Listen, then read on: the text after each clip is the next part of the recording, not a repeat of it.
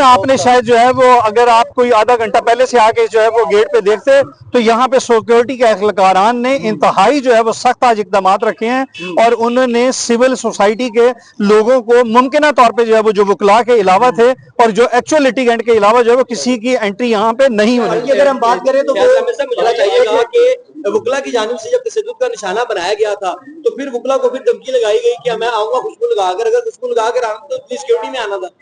देखें, आज के मामले के अंदर किसी भी तरह का कोई ऐसा जो है वो सिक्योरिटी रिस्क नजर नहीं आया। उसकी वजह यह है कि जो पुलिस एहलकारान थे, जो सिक्योरिटी एहलकारान थे, उन्होंने इंतहाई मौसर जो है वो स्ट्रेटेजी और जो उनकी अपनी एक इसको महफूज बनाने के लिए जगह को एक अपनी तरतीब थी वो उन्होंने मुरतब दिए रखी और इंतहाई जो है वो ऐसा तरीके से वो इन दोनों को अंदर ले भी गए और अदालत में पेशी अटेंड करवाने के बाद उन्होंने कोर्ट तक वापस उनकी गाड़ी तक छोड़ भी दी।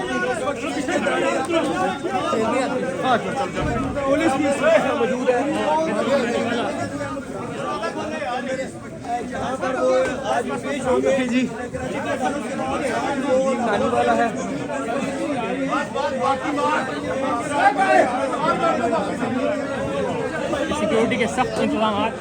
कोर्ट्स वाला जो सामने आया था, जिसमें वेरी अनफॉर्चुनेट इंसिडेंट आप लोगों ने देखा कि अदालती अहाते जिसको जो है वो महफूज पनाहगाहें जो है वो तस्वर किया जाता है, जो लोगों की लिबर्टी और जो है वो राइट्स का तयन करने वाली जगह हैं, वहां पे भी जो है वो ये महफूज नहीं रहे और इनको जो है वो बहुत बुरी तरह से तशद्दुद किया गया, मारा पीटा गया, जिसकी वजह से पंजाब पुलिस ने पहले से जो है वो इसके इंतहाई जो है वो मौसर इकदाम जो है वो लिए हुए थे, जिसकी वजह से ही मुमकिन तौर पर आपको जो है वो पुलिस की नफरी यहाँ पे ज्यादा दिखाई दी। और अगर बाकी लोग आपको सिविल सोसाइटी से या वकला सोसाइटी से कोई नजर आए तो वो तमाम लोग वो थे जो रजब या नानी वाला के साथ जो है वो अपने मोहब्बत या यकजहती का इजहार करने के लिए आए। सब कानूनी बात एक बताइएगा, इस तरह तो मॉब तो कोई भी अंदर जो है वो तोड़ फोड़ कर सकता था, अदालत को नुकसान पहुंचा सकते, इतना बड़ा मॉब अंदर जिस तरह से गया फुटेज में देखा भी जा सकता है। इसीलिए जो है वो अदालत के अंदर अगर आप देखें तो सवाए जो है वो सिक्योरिटी के एहलकारान या चंद एक जो है वो वकला के अलावा कोई प्राइवेट शख्स की जो है अंदर एंट्री जो है वो बिल्कुल अलाउड नहीं थी। आज कार्रवाई क्या हुई है और इसके हवाले से डेट कौन देखें, इनकी जो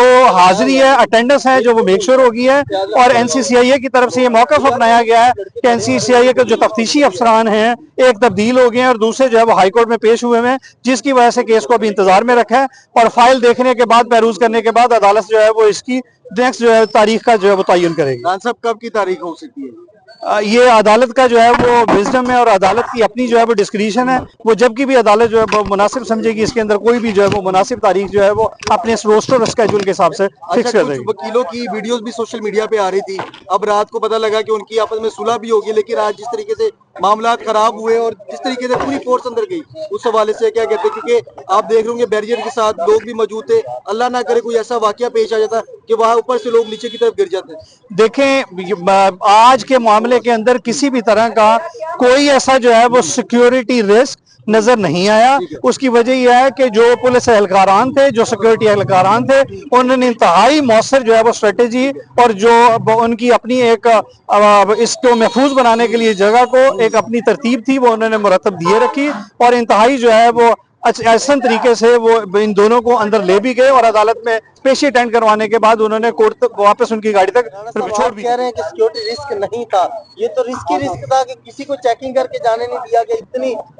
सैकड़ों नहीं हजारों की तादाद में अंदर। नुमान आपने शायद जो है वो, अगर आप कोई आधा घंटा पहले से आके जो है वो गेट पे देखते तो यहाँ पे सिक्योरिटी के एहलकारान ने इंतहाई जो है वो सख्त आज इकदाम रखे हैं और उन्होंने सिविल सोसाइटी के लोगों को मुमकिन तौर पर जो है वो, जो वकला के अलावा थे और जो एक्चुअल लिटिगेंट के अलावा जो है वो किसी की एंट्री यहाँ पे नहीं होनी। एनसीसीआईए की तरफ से जो रिप्रेजेंटेटिव वहां खड़े थे उनका ये कहना है कि एक आईओ साहब तब्दील हो चुके हैं और दूसरे आईओ साहब जो है वो हाई कोर्ट में पेश हैं, इसलिए फाइल जो है वो रिकॉर्ड पेश नहीं किया जा सका, जिसके लिए अदालत ने इसे जो है वो 10:30 बजे के लिए इंतजार में रखा। तब्दीली का मामला कब तक चलता रहेगा? अच्छा राणा साहब, एक चीज बताइएगा कि आपका वकालतनामा जो है वो जमा करवाया गया था, अभी जब से मियां अली साहब का लाइसेंस कैंसिल हुआ है तो रजब भट्ट को, नदीम नानीवाला को हर जगह पे, हर अदालत के अंदर आप रिप्रेजेंट करेंगे? देखिए, हमारे ऑफिस के अंदर हम कोई जो है वो 4 दर्जन से ज्यादा लोग जो है वो लाहौर ऑफिस में काम करते हैं, और हमारे पावर अटर्नी पे कोई 1-1.5 दर्जन जो है वो बैरिस्टर्स और जो है वो वकला के नाम जो है वो हैं, जो इसको रिप्रेजेंट करने की उतनी अहलियत और जो है वो काबिलियत रखते हैं जो मियां अली इशफाक साहब को इनकी तरफ से इख्तियार दिया गया। हाँ, बैरिस्टर मियां अली इशफाक हमारे सीनियर पार्टनर जो है उनकी नुमाइंदगी में ही जो है वो इस तमाम अमल को जो है वो हम लोग जो है वो बिल्कुल सर्व करेंगे और अपनी जो है वो लीगल सर्विसेज जो है वो टेंडर करते रहेंगे। क्या आज बैरिस्टर मियां अली इशफाक का लाइसेंस जो बहाल हो जाएगा? बिल्कुल जो है वो हमें बहुत सारी उम्मीद है। उसकी वजह यह है कि ये पेटेंटली एक अनलॉफुल और इलीगल ऑर्डर पास हुआ है। जिस कमेटी ने जिस दिन ये ऑर्डर पास किया वो उस दिन पहली बात तो डिफंक्ट हो चुकी थी, दूसरा एग्जीक्यूटिव कमेटी के पास कोई ऐसा इख्तियार जो है वो मौजूद नहीं है कि वो ऐसी कोई सस्पेंशन का ऑर्डर पास करे। देखें, पंजाब बार काउंसिल में 2 ही तरह की जो है वो कमेटीज हैं जो वकला के ऊपर जो है वो जुरिस्डिक्शन जो है वो अपनी एंटरटेन करती हैं। अगर किसी की जाली डिग्री का मसला हो तो उसके लिए एंटी करप्शन कमेटी है, और अगर किसी का मिसकंडक्ट का मसला तो उसके लिए डिसिप्लिनरी कमेटी है। और डिसिप्लिनरी कमेटी के पास भी ये पावर्स नहीं है कि वो लाइसेंस को सस्पेंड करे। उसके पास भी सिर्फ इंक्वायरी कंडक्ट करने की, और अगर वो समझे कि प्राइमा फेशिया इसमें से कुछ नजर नहीं आ रहा तो रिजेक्ट कर दे, अदरवाइज जो है उसको रेफर कर दे टू द डिसिप्लिनरी ट्रिब्यूनल, जिसको एक जज ऑफ द हाई कोर्ट जो है वो बाकायदा तौर पे हेड करते हैं, और उसके साथ जो है वो बाकी 2 मेंबरान होते हैं। ये उनका इख्तियार है, सस्पेंशन या कैंसिलेशन। तो ये पेटेंटली अनलॉफुल ऑर्डर है। हम समझते हैं कि आज मुअज़्ज़ज़ अदालत को उसे सस्पेंड कर देना चाहिए या जो है वो मुकम्मल तौर पर सेट असाइड कर देना चाहिए। अच्छा, बताया जा रहा है कि अब जो रजब भट्ट के वकला मियां इशफाक साहब है उनका जो है पैचअप भी होने जा रहा है कराची के वकलाओं के साथ। देखें, वकला कम्युनिटी के साथ हमारी कभी भी जो है वो किसी तरह की कोई लड़ाई नहीं है। अगर जो है वो 2, 4, 5, 10 या 15, 20 के जत्थे ने अगर कोई गलत काम किया है तो वो सारे अकाउंटेबल होने चाहिए, कोई भी अनअकाउंटेबल नहीं जाना चाहिए। उसमें बाकायदा तौर पे जो है वो ना सिर्फ रजब भट्ट और नानी वाला बल्कि हमारी जो कराची ऑफिस की टीम थी उसको भी हरास किया गया था, अदालत में दाखिल होने से मना किया गया। अदालत के अंदर जब हाजिरी लगी उसके बाद भी जबरदस्ती जो है वो हरासा करते हुए वो उसे बार कमेटी रूम में खींच के जबरदस्ती जो है वो ले गए थे इनको। उसमें ना सिर्फ रजब भट्ट और नानी वाला बल्कि जो है वो हमारी वकला की टीम को भी हरासा किया गया था। तो बिल्कुल हमारा उतना ही इख्तियार है जितना जो है रजब भट्ट और नानी वाला का इख्तियार था उसको कंप्लेंट दर्ज करवाने का, और वैसे भी इन्फॉर्मेंट कोई भी हो सकता है।